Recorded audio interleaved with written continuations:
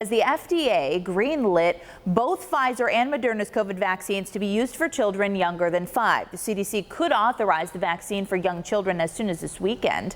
Right now, COVID levels are back to low rates of transmission at less than 6% positivity around Western New York and most of the state. The state health department says more than 82% of New Yorkers have gotten at least one dose of the COVID vaccine, and nearly 3/4 of New Yorkers are fully vaccinated. As 7 News reporter Natalie Fahmy shows us, today's news from the FDA could help those numbers increase even further.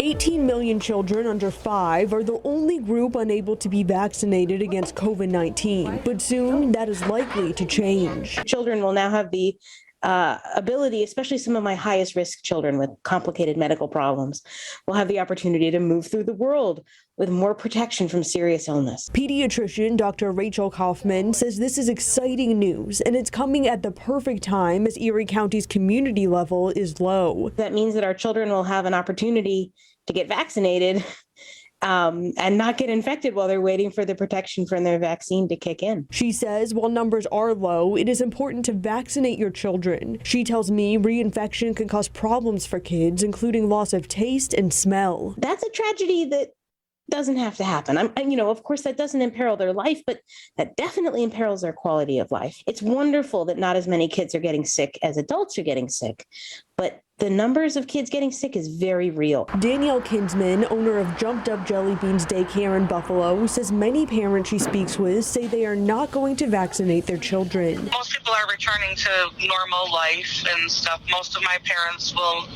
not be getting the vaccine. They feel like their children have been okay this whole time. What is the point? Kinsman says her daycare still has COVID-19 safety precautions, like not allowing parents in the building, so she will not be mandating the vaccine. I don't want to force somebody to do something that they're not comfortable with for whatever reason they may have. 2 vaccines are set to become fully approved. The Pfizer vaccine is 3 doses and the Moderna is 2. Dr. Kaufman says they're both safe and effective, and she tells me the rate at which the vaccines were released should not be cause for concern. The actual process of science wasn't really sped up. It was the resources allotted to it and the administrative features around it that were sped up.